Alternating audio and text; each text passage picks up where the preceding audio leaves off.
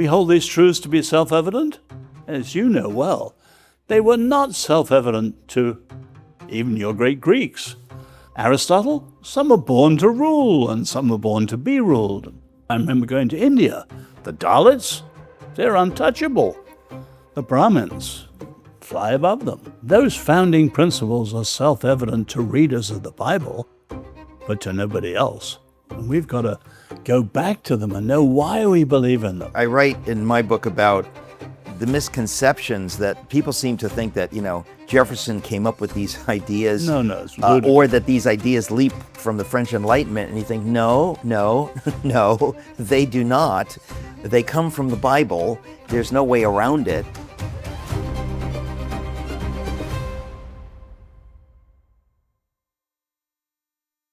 Welcome to Socrates in the City. We find ourselves today in the city of Washington, D.C. It's my privilege today to speak with someone who, if he weren't right here, I would go on and on and on about, because it is because of him, Os Guinness, my guest, that Socrates in the City exists. I won't tell that story now, but that is true. So I'm particularly gratified to have Os as my guest. And of course, he's been our guest at Socrates in the City many times before. But today, because it's the 250th anniversary of the birth of the nation, we are talking often to our guests about the revolution and the founding. And today I will be speaking to Os about one of his most recent books, the Magna Carta of Humanity, Sinai's Revolutionary Faith and the Future of Freedom. But this is, of course, only one of Os's many, many books. Let me tell you a little bit about Os. He is an author and social critic. He's the great-great-great-grandson of Arthur Guinness, the Dublin brewer. In case you haven't heard of Guinness, now you know. Os was born in China during World War II, where his parents were medical missionaries, a witness to the climax of the Chinese Revolution in 1949, and we'll speak about that. He was expelled with many other foreigners in 1951 and returned to Europe, where he was educated. And in England, he completed his undergraduate degree at the University of London and has his DPhil in the social sciences from Oriel College, Oxford.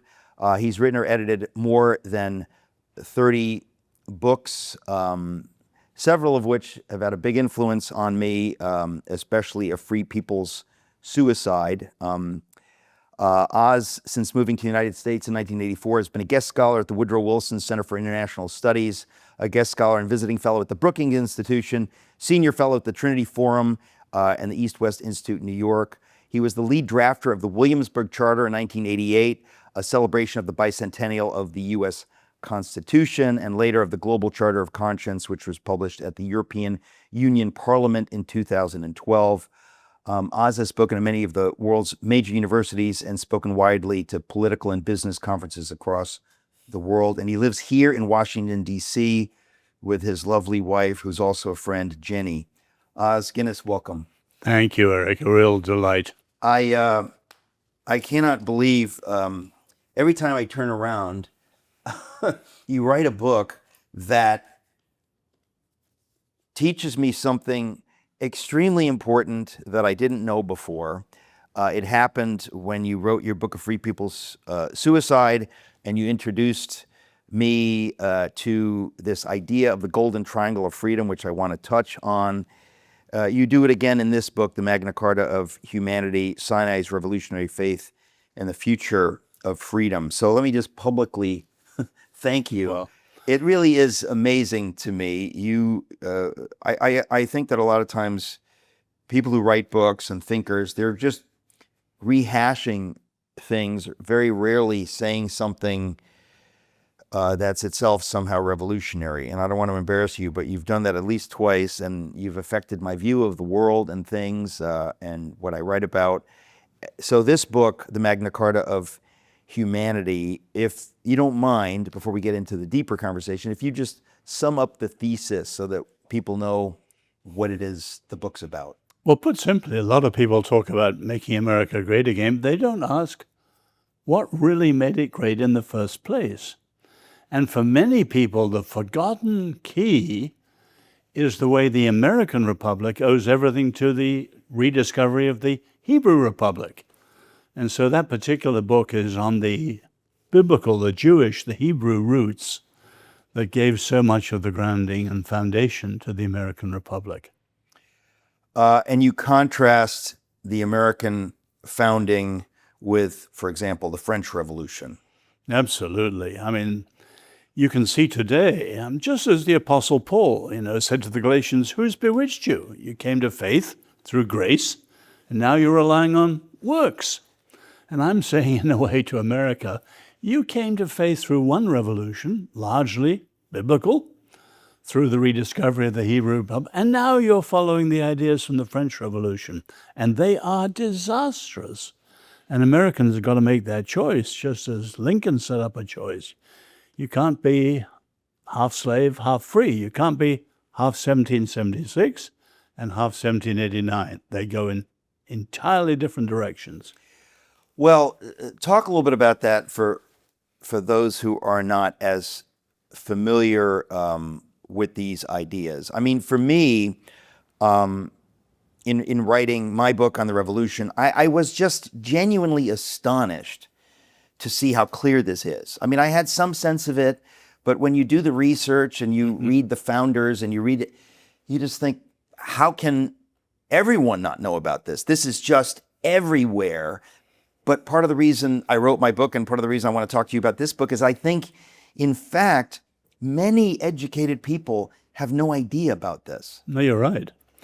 Now, this is the 250th anniversary of the American Revolution. It's the 500th anniversary of Tyndale's translation, the first translation from the original language into English. Now, if you think of the influence of the Bible, Wycliffe, Tyndale, the Geneva Bible, King James Bible, the rediscovery of the Bible. In other words, you look at the early church, they made a mistake of copying Rome. Rome had Caesar, consuls, senators, and lo and behold, the church had popes, cardinals, bishops.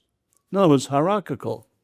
And the most famous saying on power, Lord Acton, all power corrupts, absolute power corrupts absolutely. That's here as a Catholic layman, he was Catholic, disagreeing with his own church.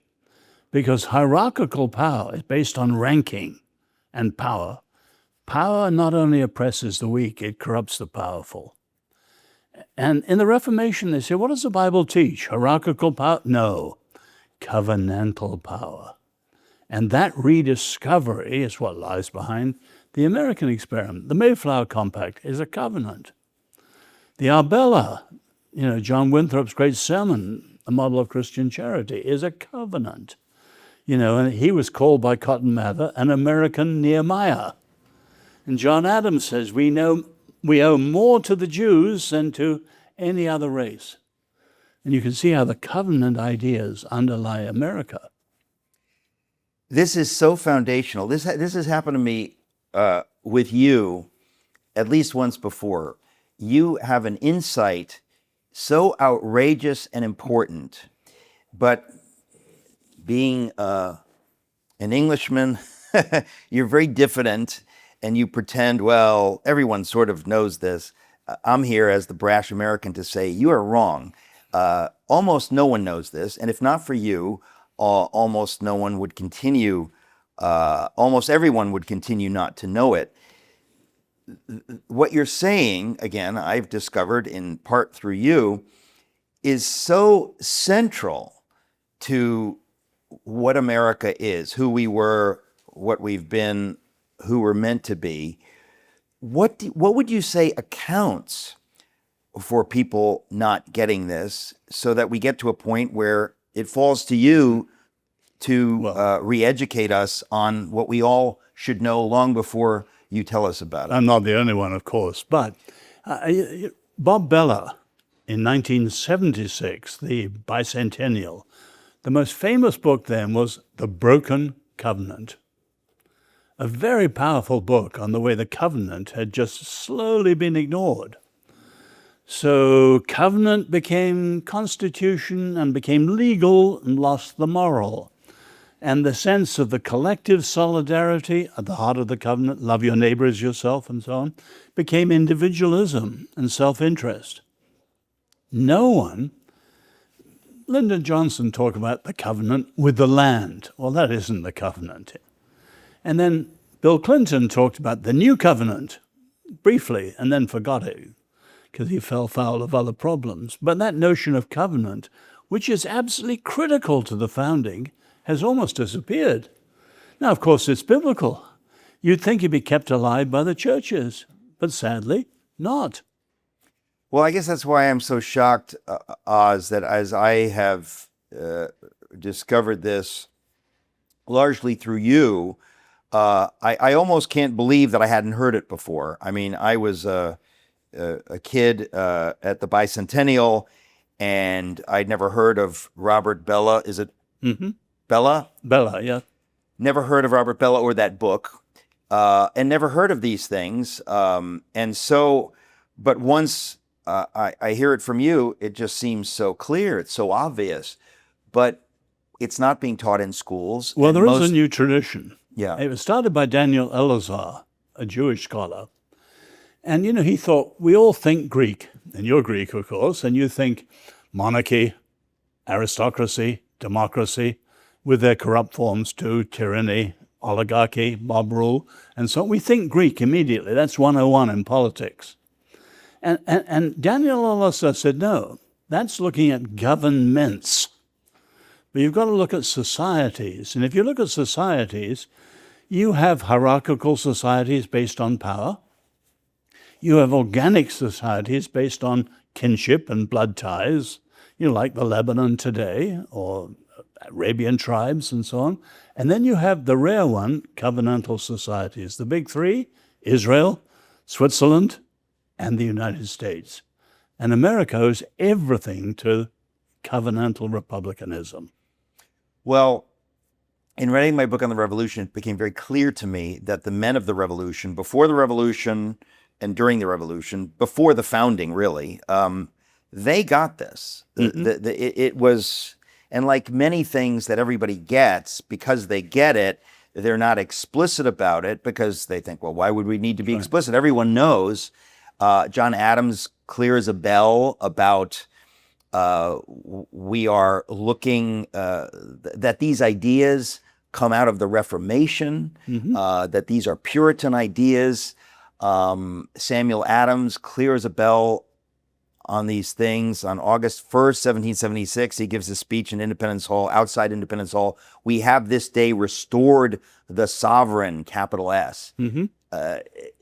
He's making it clear as a bell. We're pointing back to Sinai, that we're going to govern ourselves. When John Adams writes the first Constitution, Massachusetts, what does he call it? A covenant. In what year, roughly? Okay, you got me on that, in 1780-something. Yeah. But he calls it a covenant. And of course, you look at Jefferson and Franklin, not the most devout of the founders. Both of them choose things from Exodus. And if you stop, as scholars say, what was the book most quoted in the Revolutionary era? Not John Locke, not Hobbes, Cicero, Machiavelli, or anything. It was Deuteronomy. And Exodus is the founding of God's nation, the first covenant. But Deuteronomy is the renewal. And the whole of Exodus, which takes place the last month in Moses' life, is in the shape of a covenant. And they understood that very, very well. Well, this idea of the covenant in Sinai, you mentioned, Franklin and Jefferson, when asked to come up with a seal for the new nation in 1776, both of them, and these, everybody points to them, oh, they're the deists, they're not Christians, which is not quite true, but both of them come up with images of the Israelites in the wilderness. They get it. This is the narrative everyone gets, including them. And as I said, we have forgotten this. This is so central, and it explains really everything. I feel strongly about it as an Englishman because in England, it was the lost cause. It failed. The English Republic only lasted 10 years, and the king came back. And now, 200 odd years later, freedom in England has almost disappeared with the dismal present government. That's why it's worth fighting for it here, because the American Republic, as it was set up, not as it is today, people have forgotten it. The American Republic, as it was set up, is the only counter to the whole trend in the world, which is towards authoritarianism and totalitarianism. We need a counter with a high view of human dignity, strong view of freedom, and all these things. The American Republic has the key, and that's why I fight for it. Well, I again, in doing my research, this is, at this point in my life, I cannot pretend that I have known these things for decades as you have, but I'm astonished to see how England almost gets it and then loses it. And so by the time of the revolution or the run-up to the revolution, you have these British subjects in the colonies trying to persuade Parliament, this is your constitution. This is, try to hold them accountable to say, but these are your ideas, and they are not so interested. But the reason it failed is a good warning to America today, because they were very clear on the negative, all the problems of the tyranny of the king and all that. But on the covenantal principles, the first principles that are positive, they weren't clear. In England, and fell apart. And if you think the weakness today, many people talk of these things as conservatism. Yeah. But, I've often talked to people coming to Washington. They come and say, well, we're MAGA supporters, for example. And I say, terrific. But what for you, made America great in the first place? Right. Well, it was Christian, biblical. All right. Give me 3 things that were the principles. They can't tell you. In other words, today we need the positive, not just the... Right. Everyone knows the problems of the left, or at least they should do if their eyes are open. But we need people who understand the positive and can put it in place, and we can live by it. Okay, so this brings us to the French Revolution, because to me this is the classic case. The French knew that the aristocracy, the monarchy, the church allied with the monarchy are oppressive elites. We know that's bad. But what they propose It's terrible. to counter it completely fails. It was worse. And ends up being worse. And at the heart of it is a rejection of God and the church, whereas here in America, the revolutionaries, the founders, they understood that if you don't replace the bad sovereign with God who's sovereign, you can't really achieve any of this. So that sounds, when you say the positive side, this is what you're talking about, I'm assuming. Well, the 2 revolutions are fundamentally different. Yeah. So you start, their sources are different. The American Revolution comes from the Bible. The French Revolution comes from the French Enlightenment. Quite different. But then you start with the differences, the different views of humanity. So the American Revolution is realistic, as the Bible is, and the whole notion of checks and balances, separation of powers, ambition to counteract ambition, Madison learning from John Witherspoon, all that comes from a biblical view of fallibility. We are sinners. We go wrong. We do wrong. The French Revolution and the Russian and the Chinese are utopian. Remove the chains, Rousseau style, and we'll all be free. No. And there's a gap in the utopian revolutions between the real and the ideal. How do you close the gap? Through force, through violence. So the utopian revolutions are murderous. And you look at communism, has killed more than 100 million people, essentially because it's utopian. Yeah. Well, in reading Thomas Paine's Common Sense, I was amazed because I thought, as I'm reading what he's writing about, that we are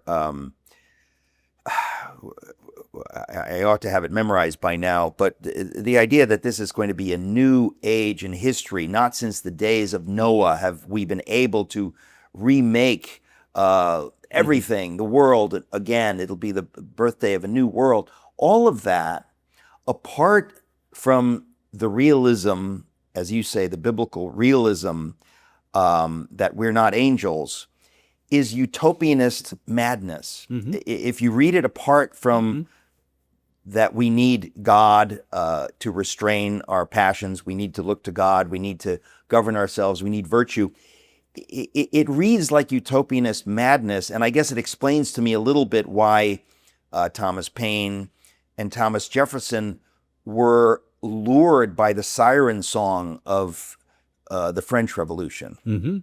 Jefferson, fortunately, retracted some of his early rather romantic views of revolution because he saw the huge differences. And I think Americans have got to think like Lincoln, a house divided cannot stand.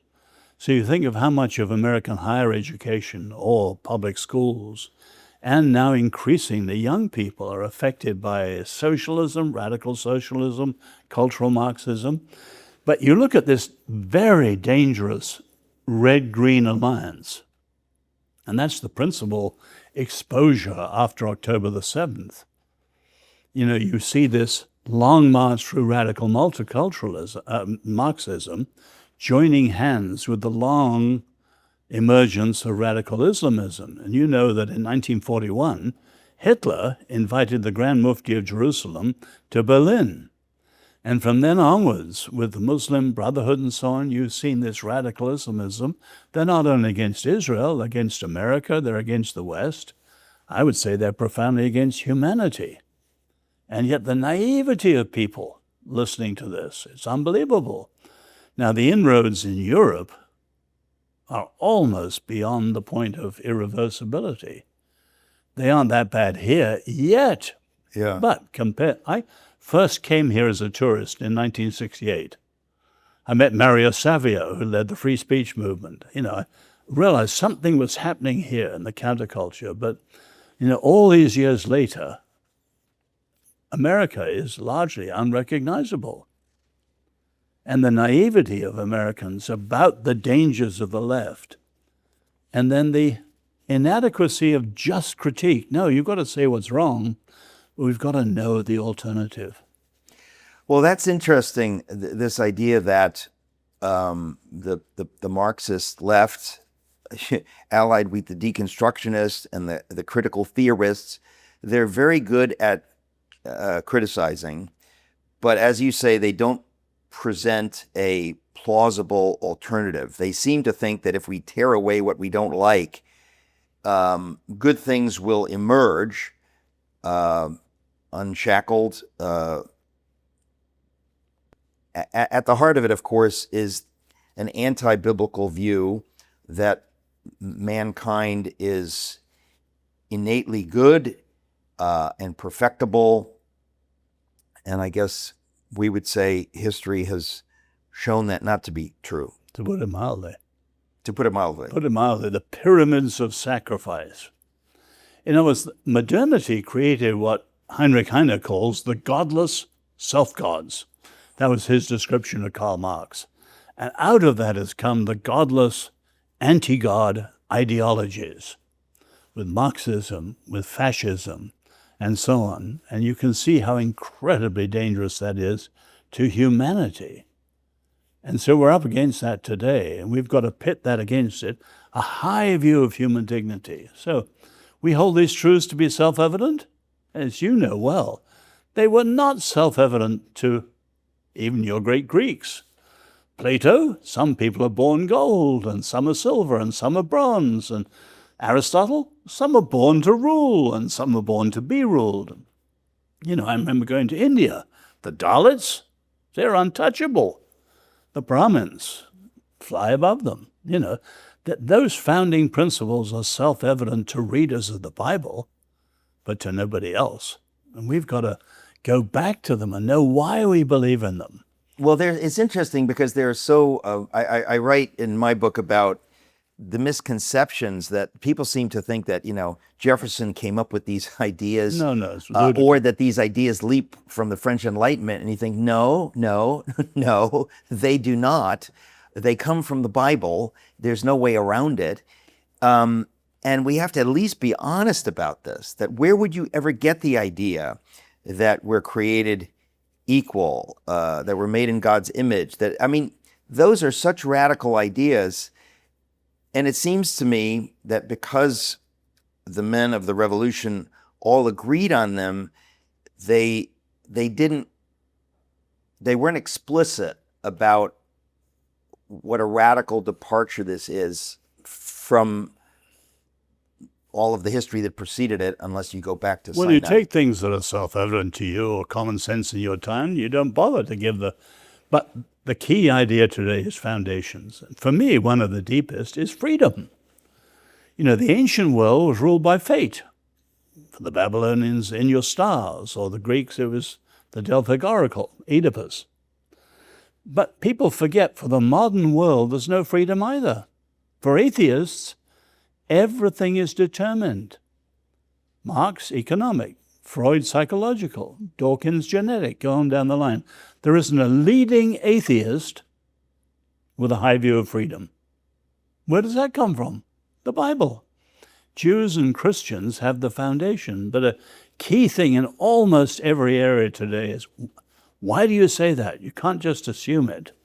Where's your foundation for it? Truth, beauty, goodness, freedom, human dignity. Go on down the line. We, Jews and Christians, readers of the Bible, we have the foundations for these things, which are the essentials for a human society. With the world drifting towards totalitarianism, you've got the challenge of inhumanity. And now with the threat of AI, often commandeered by authoritarianism, you've got the equal challenge of post-humanity. And we who are followers of Jesus, we have a foundation for a truly free and highly human society where we've got to fight for it. Well, one of the reasons we're doing these Socrates in the City conversations around the revolution is because I think that during the 250th, there's an opportunity for everyone to look back. It's just one of those moments because it's such a big anniversary. It doesn't seem that happened at the bicentennial. No. Well, in small ways. In other words, the temptation is to celebrate without reflection and self-examination. And that's the challenge this time. And for instance, there's been a lot of discussion here in town. Would there be thanksgiving and confession and rededication? And there were some leading people who said, no, we don't want to confess. That's a sign of weakness. No, it's not. If you go wrong, do wrong. Even Michel Foucault, the great architect of postmodernism and power, he said he hated the Christian gospel, but there was one thing he respected, which was confession. Why? Because someone is going on record against themselves. And that's what's rare. I've screwed up. Yeah. That's rare. But when we go wrong, we've got to do that. And it's no secret that the originals, we hold these truths, and they retain slavery. And Lincoln saw the contradiction. Martin Luther King, the promissory note, was all about the contradiction. In other words, we've got to repent and confess and be openly acknowledge where we've failed. And today, one obvious thing the American Republic has failed is passing it on. In other words, a free republic needs a double transmission. One, to every new generation, that's public education, collapsed. Howard Zinn, 1619 Project, young Americans haven't a clue what made America great. And then, of course, immigration. Open door policy is literally suicidal unless every new arrival is taught what it is to be American. Yeah.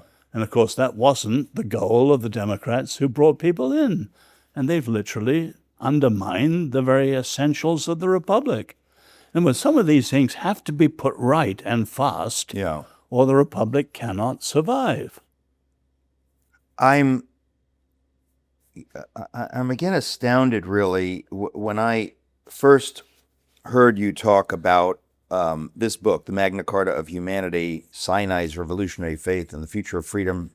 It's maybe 3 years ago, I don't remember exactly, but as has happened with you before, I was so astonished that I hadn't heard this before, and I'm embarrassed, Well, you're honest shamed. enough to admit it, Eric. Very few people do. Well, of course, it's true, and then I feel that I've got to tell the world this is so important. If I've missed this, my goodness, I'm so embarrassed. I can at least tell others about it. Bold in their determination to learn, in their resourcefulness to solve problems, and in their resilience to persevere. These are the marks of today's Christian leaders. Cornerstone students are not only tomorrow's leaders, they are today's Christian influencers, serving on the front lines of healthcare, business, ministry, and so much more. Boldly loving as they live into their calling. Boldly leading with wisdom and influence while forging new pathways in our world. And boldly living out their faith in Jesus Christ, our greatest influencer. Bold, Christ-centered, influential. We are Cornerstone University. The founders, again, because they understood this idea, because they knew they were looking back to the Sinai covenant, because it was covenantal, they didn't really feel the need to be explicit, to talk about it very much. And I think that's part of the problem, is that if you don't talk about it explicitly and clearly, it's possible to forget it. You mentioned how we began to go wrong, or I guess you were talking about Robert Bellow's book, The Broken Covenant, is it? Mm-hmm. So let's go back. I mean, if I know that, Samuel Adams and John Adams in particular really got this, really understood that it's about the Reformation, and we're looking back to that. They got that really clearly. What did happen that we began to drift away from that idea? Because you hear people always talk about classical Athens, the Roman Republic, and many of the founders reference the Roman Republic like crazy. Not so much Sinai. Well, remember Alexis de Tocqueville. He says America has a double founding, twin foundings. So the obvious founding are the founders in the 18th century, Washington, Adams, Jefferson, and so on. But he says the first founding is what he calls New England civilization, the Puritans. And coming particularly from Cambridge, I have to say, as an Oxford man, the spreading of ideas through the famous White Horse Tavern, which is a pub, the ideas of covenant were everywhere then. They were so much everywhere, people just took them for granted. And whenever things are taken for granted, Moses warns the people at the very beginning in Exodus, when you've entered the land, and he tells them before they get into the land, and you've done it all, you think, one, we've done it ourselves, and two, it's going to last forever. That's a natural presumption. He says, you will have forgotten God. That's what Solzhenitsyn, that's what Lincoln said. That's what Solzhenitsyn said. We have forgotten God. No, we presume we've done it ourselves. And it's going to last forever. Yeah. It won't. Yeah. And we didn't. And it's not lasting forever unless we do something about it. Yeah. Now that, my idea, the three parts of a revolution: winning freedom, ordering freedom, and sustaining freedom. The golden triangle is the sustaining freedom. They're in Exodus. Winning freedom is Moses, let my people go. Ordering freedom is Sinai, the covenant, the 10 Commandments. And sustaining freedom was bringing in the tabernacle and the presence of God. And America has to have its own equivalent. Now, you've written a great book, Revolution. That's the winning freedom. And obviously the glorious, heroic stories are like that, like the crossing of the Delaware. The ordering freedom, which is the Constitution, the covenant, that's harder to celebrate. Yeah. But the sustaining freedom, everyone forgets. Yeah. But that's our challenge now. The framers did the first. They did the second, brilliantly. Our task is the third. But many people forget. Freedom is not easy to sustain, partly because the greatest enemy of freedom is always freedom. That's the paradox. You write about it in A Free People's Suicide and elsewhere, and I learned it all from you. Say, what is the golden triangle of freedom? Because I think it really can't be said often enough. I've written about it because I discovered it in your book, A Free People's Suicide, and it's so central to everything we're talking about, if you don't mind. Well, it's the answer to this third challenge. You win freedom, you order freedom, you've got to sustain it. Yeah. And that's the work of centuries and generations. Now, how did the framers do it? You look at, they didn't give it a name, but they all agreed on this, even the so-called deists. In other words, freedom requires virtue, first leg of the triangle. Virtue requires faith, the second leg, and faith requires freedom. And like the recycling triangle, it goes round and round. Freedom requires faith. Virtue requires faith, which requires freedom, which requires, and you're going round and round and round. Explain, and I've explained this so many times in so many speeches, because it really is not something with which many people, unfortunately, are familiar. But the idea that freedom requires virtue, if you define freedom correctly, that if I don't want to be governed by someone else, I must govern myself. And to govern myself, why would I govern myself? Well, virtue. If I do the right thing when no one's looking, I'm a virtuous man. And all the founders said, and you quote them over and over, they all understood that agree. idea. Now, but each of those legs is thrown out today. Virtue, that's virtuocrats, people who want to impose their morality on it. No, they were talking about things like honesty and loyalty and so on. These are fundamental to a decent society. I trust you because you tell me the truth. You're not out to deceive me or, cheat me or whatever. I trust you. Honesty is an incredibly important thing. Truth is essential for freedom. That's attacked today. And then the other links, too, each of them attack. You can see even now religious freedom, freedom of conscience, freedom of speech are under attack today. Yeah. In other words, freedom cannot be sustained unless these things are protected. Well, the way I have explained it, again, this idea that if we're going to govern ourselves, then we have to be people of virtue. So I will do it when nobody is forcing me to do it. The government doesn't force me to do it. I can govern myself. We can govern ourselves because we aim to be people of virtue. The founders, and you've said this many times, they all saw that faith leads to virtue. And it didn't need necessarily to be explicitly Christian faith, even if you're part of a culture that believes in a higher order, that you do things because it's the right thing to do. It's what we do, but it requires a kind of faith. But then the last piece, how faith requires freedom. Talk about that, because it seems like a fundamentally Reformation idea.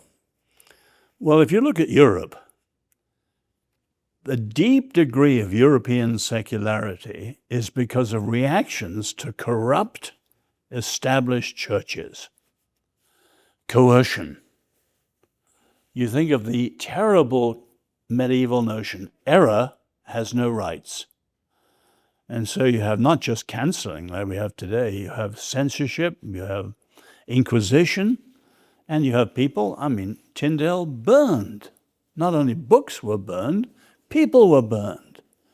All of that is terrible. And the Reformation rediscovered, Roger Williams, who is the founder of Rhode Island, the importance of freedom of conscience. What do we believe the world is? What's there?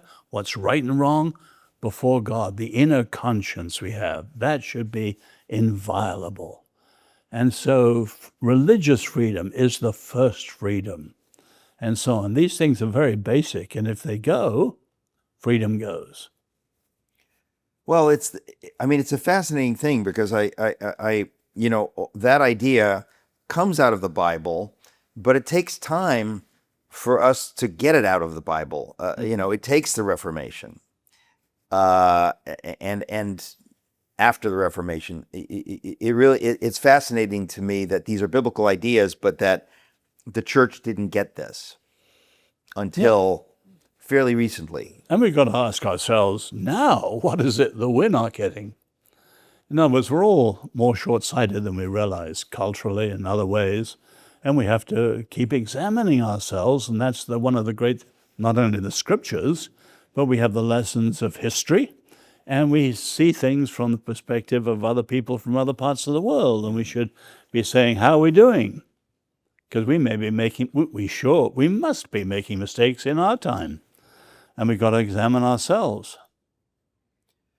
Well, this idea of that you've so beautifully summed up in this phrase, this concept of the golden triangle of freedom, that is the only way that freedom, as you put it, is sustained. And I would say that culturally speaking, we were mostly doing fine for the first 2 centuries, but in the last 50 years, we've culturally drifted away from this. It was part of the culture, and that we have drifted away from it.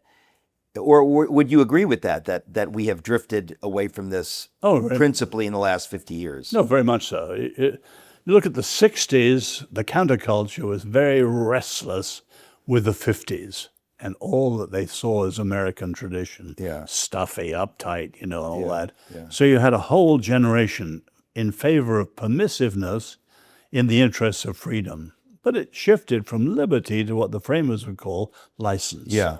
And then you've had other ideas through the long march through the institutions. These are alien. It's not just the breakdown of the American ideas becoming permissive and loose and so on. No, now we've been invaded by alien ideas, a different revolution. And unless they're countered, powerfully countered, the republic's finished. Now, again, as an admirer of this country, you can see America shifting from republic to democracy. The framers weren't in favor of democracy, as you know. Now you even see a shift in the last months here in Washington from representative democracy to direct democracy. And the framers would have been horrified by that. And yet, a previous candidate for the presidency of the Democratic side calling for direct democracy just by numbers without the Supreme Court and so on. But isn't it shocking to you, Oz, that people could become United States senators and be ignorant of these most foundational ideas? I mean, it is at least shocking to me that that's possible. It's horrible. But you remember Mark Twain used to quip, war is God's way of teaching Americans geography.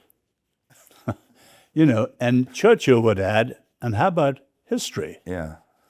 In other words, the great thing about 2026 and this semi-quincentennial is that it's an opportunity, a providential opportunity, because it gives us a baseline, 1776, and a benchmark. How after 250 years are we doing? And so people, look at your book. People have to engage with history, which is wonderful. Will they? A little bit. Well, that's the hope. The danger is they'll celebrate only. Yeah. Without the reflection of saying, where are we? This is, there's never been a generation like the American founders. Every country has great men. You think of Solon or Pericles in Greece. You think of Churchill in England. We've had great men, usually individuals. You had a whole generation of them. They were amazing what they set up. But how are we doing today? Yeah. Well, it's interesting. I mean, because you're pointing to Sinai, there's been a resurgence of anti-Semitism. People who don't even want to say, it's so preposterous, they don't want to say Judeo-Christian, they just want to say Christian, which of course not a good look, because that's what the Nazis wanted to do. They wanted to cut the Judeo off Christian, and obviously if you do that, you lose the whole thing. You can't have Christian without the Judeo. It's amazing to me that we're at that kind of a moment where some people are so ignorant and hostile to what we've known for the longest time. It's a bizarre phenomenon to me. Oh, to me too, and outrageous, including many young Christians. But if you think, the early treatment of the Jews is the blackest stain on the conscience of the Christian church. But I'm partly proud as an evangelical. We evangelicals were restorationists since the Reformation. Cromwell invited the Jews back to England, talking covenant. Wilberforce was passionate about the restoration of Israel. You know, my great-grandfather was a friend of Lord Shaftesbury and Palmerston, people like that, the Balfour Declaration. They were Christian restorationists, actually, before there were Jewish Zionists. And the first Zionists were not religious.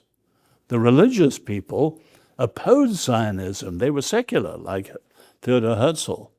So evangelicals have been pro-Israel and pro-restoration of Israel for several hundred years.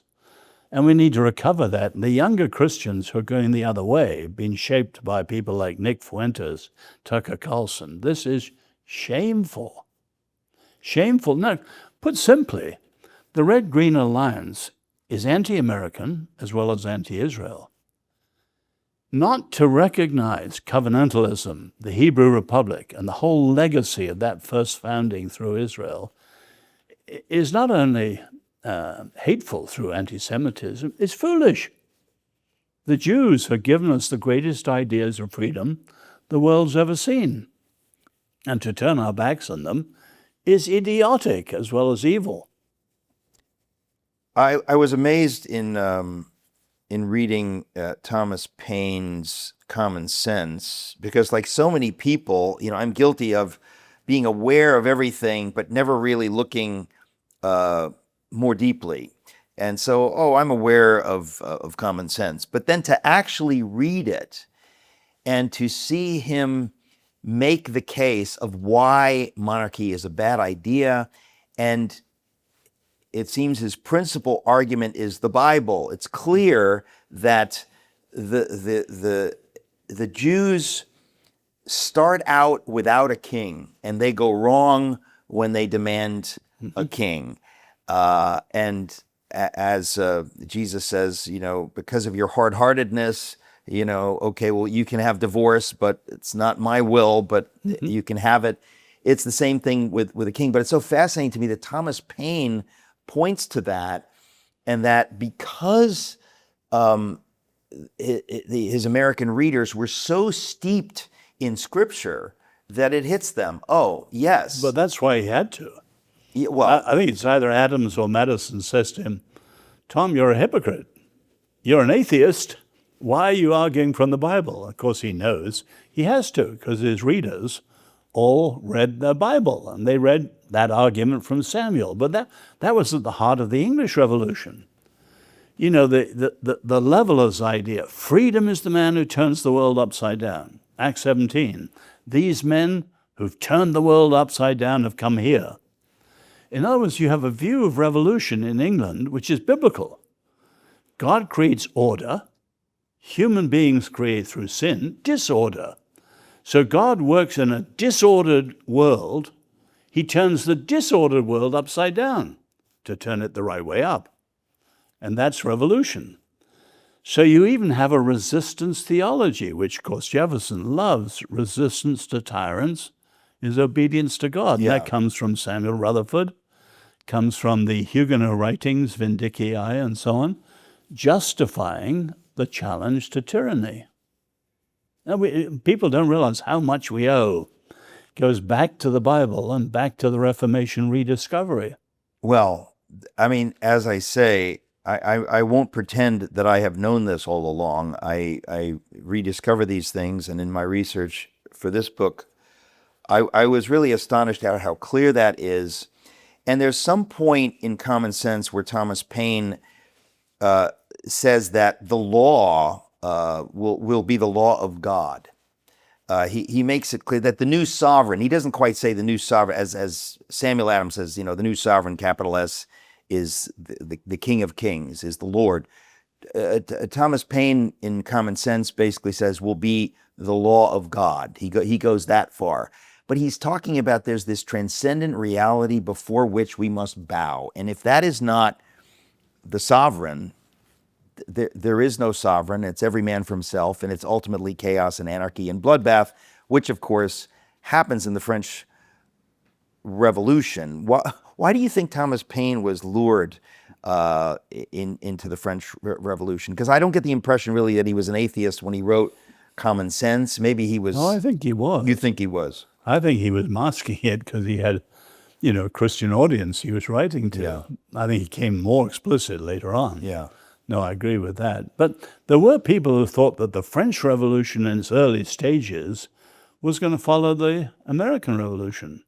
And sadly, because of its fundamental ideas in the French Enlightenment, the divergence became clearer and clearer, and then irrefutable in the Reign of Terror.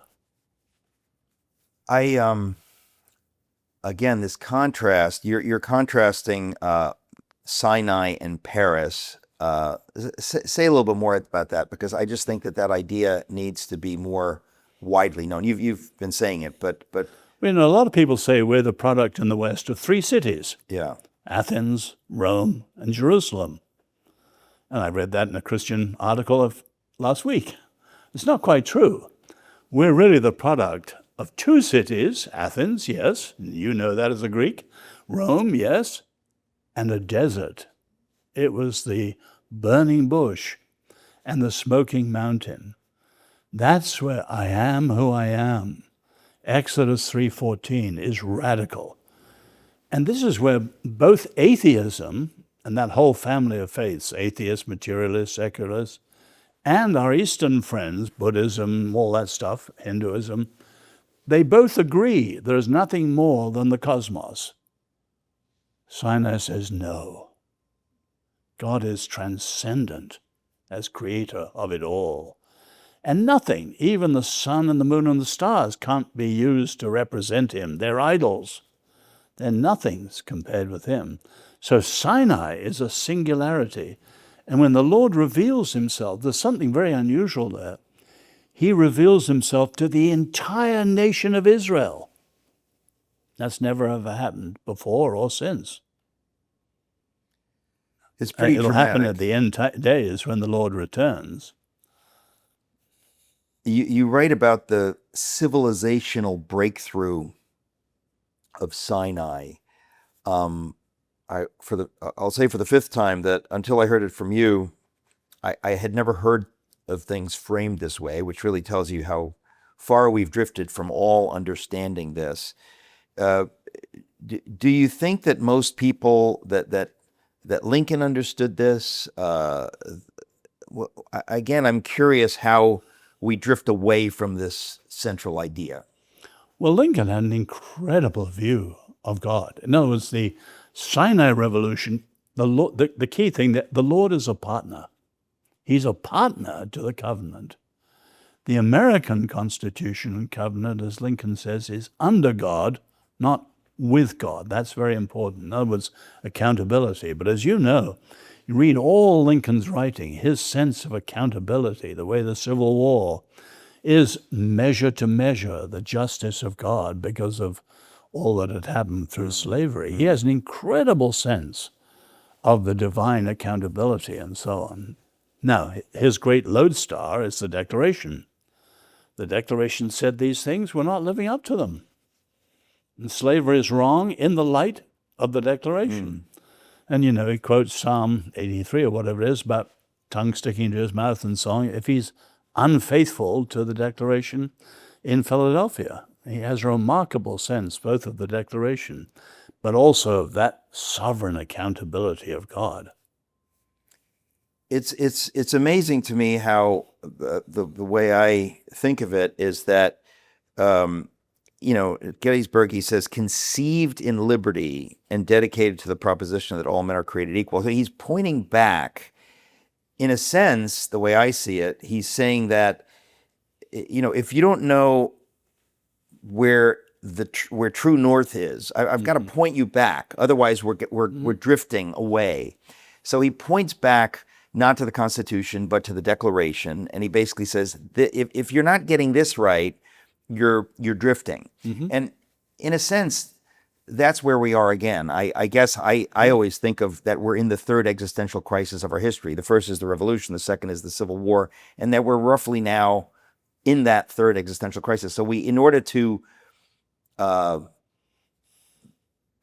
succeed and not to cease to be, we have to look back, and that's really what you've done in this book. Is you show us whence we come, from whence we come.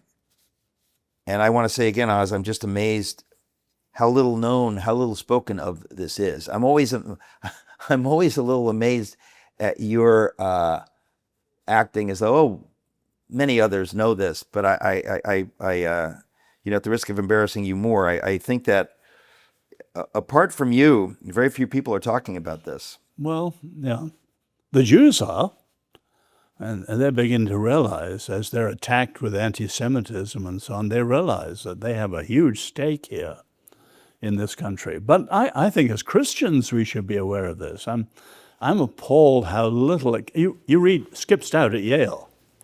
40,000 hours of Puritan sermons, no counter voices, no radio, no television, no social media. Imagine it. And that notion of covenant comes again and again and again and again and again. And yet preachers today don't know it. Right. Unbelievable to me.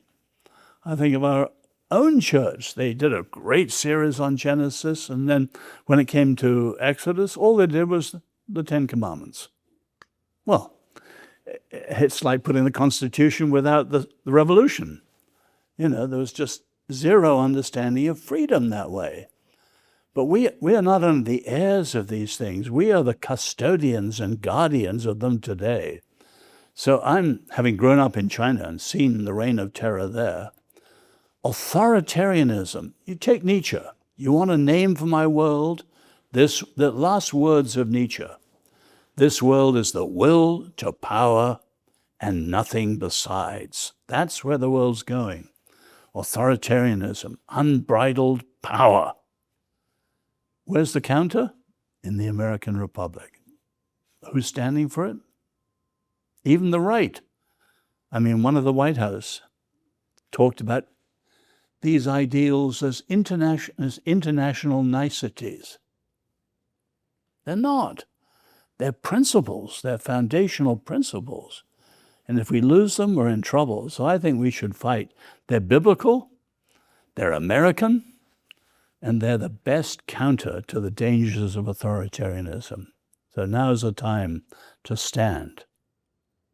It seems to me that you're at least somewhat hopeful. I'm quite hopeful in a way, but you have been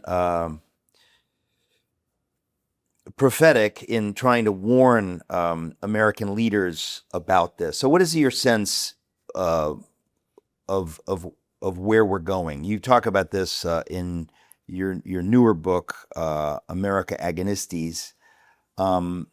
What is your sense, if you don't mind, before we end? Well, actually, my newest book, which came out last week, it's called A Freedom Like No Other.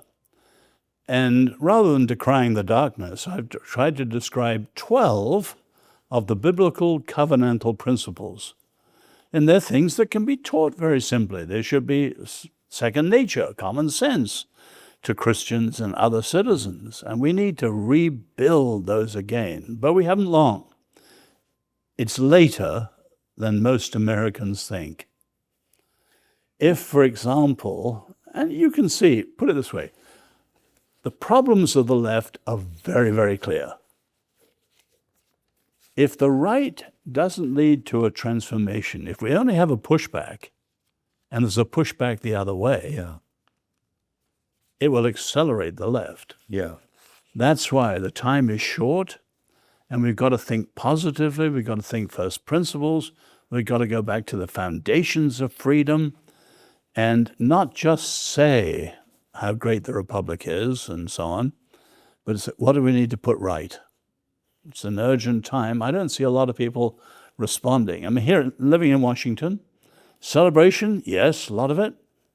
Reflection, not very much. Self-examination, even less. And confession, hardly at all.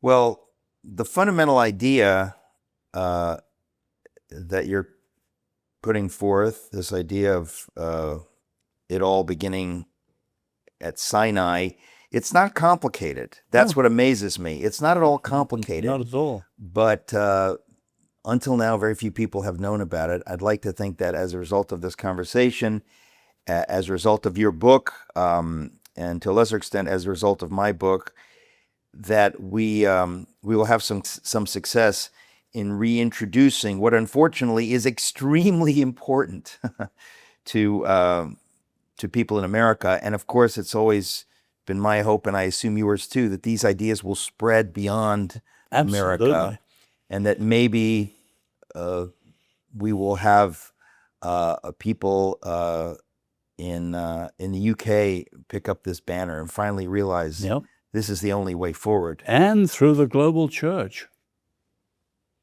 we've got to be able to stand for the ways of the Lord, including human dignity and freedom, against the appalling specter of what's in the wings. Oz, it's just a joy to have you. I want to say on behalf of millions, thank you for this book and for the work that you do. It is unfortunately very important, but fortunately you've done the work, and I hope these ideas will spread like wildfire. Thank you so much. Thank you.